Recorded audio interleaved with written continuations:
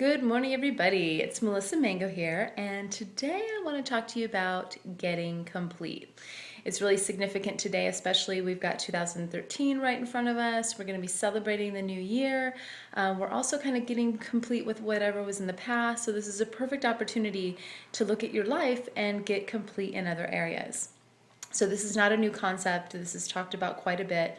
But if this is new to you or you don't really understand yet what complete means or what are some areas that you would benefit from, the whole idea of getting complete really frees up any stuff in here, maybe weighing on your heart, maybe kind of in your mind or on your mind, keeping you from being totally present with what is now.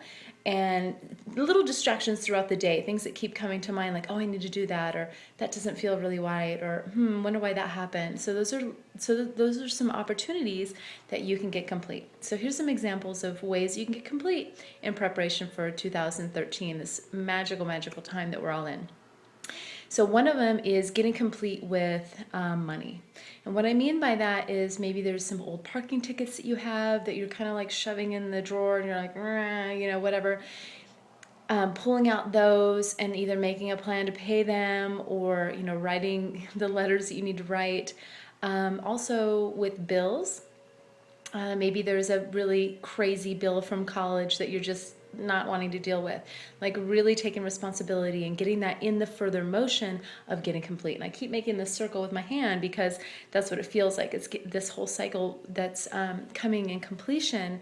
And it also just frees up a lot of, emotion and again, like stuff that's on your mind, especially bills. Another one is if you owe anybody money. Even if it's $5, if it's something that you keep thinking about, it needs to be completed. So say you owe a friend even $500, or maybe it's this large amount that you feel a little comfortable about because you don't have the money right now. Well, then a way that you can get complete with that is have the conversation that you need to have. Hey, so-and-so, I can't pay you right now, but here's my plan. And then what that does is that gets it out of your mind and gets it out of that distraction space, and it's already like beginning to be dealt with. And that's a much better space to deal with it. And that brings me to my next point of another way that you can get complete. Have uncomfortable conversations. What I mean by that is there's always someone or people in your life that you have to have conversations with to make things feel good again. And example from my own personal life, there was a friend that the last time we spoke and the last time we had an exchange, it was really not very comfortable. She was really stressed out. She, said a couple things and then I got offended and so we just didn't talk for a long time. And then every time I saw her little picture on my little social media page, I was like, man, that didn't feel really good. So I'm sure there's people in your life or a group of people or something that is kind of like that in your life where it's a conversation you need to have. That way when you see that person or you see their name or you're reminded of them, you don't have that like, that feeling. Because when you have that feeling, it kind of weighs in here. And we want everything to be nice and fluid and free and feel really good, especially when it comes to people in your life and your friends and your relationships.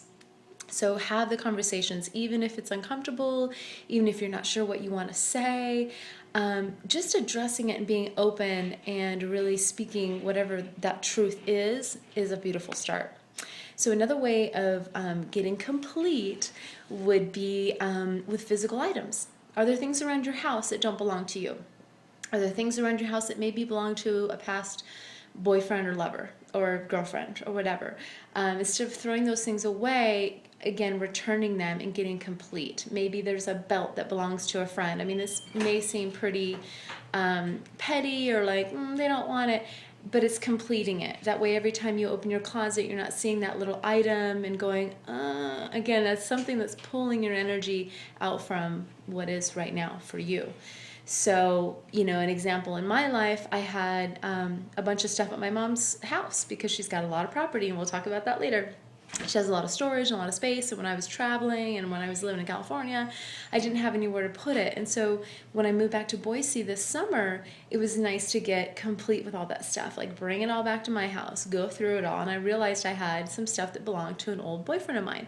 Now, the relationship between me and the old boyfriend is totally great. We have a really clear we have a really clear relationship.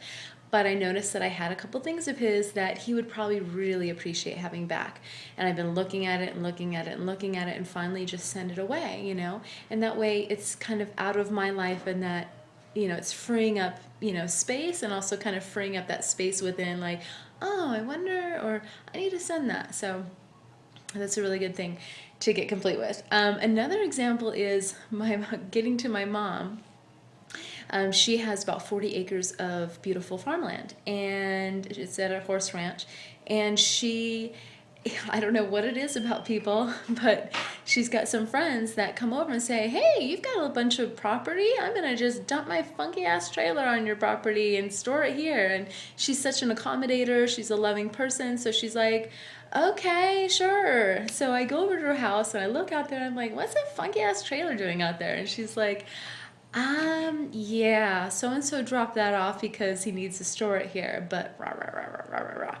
So an example about my mother is that if you have, you know, acreage and you've got someone bringing over something that you don't really want there, then you should probably say something.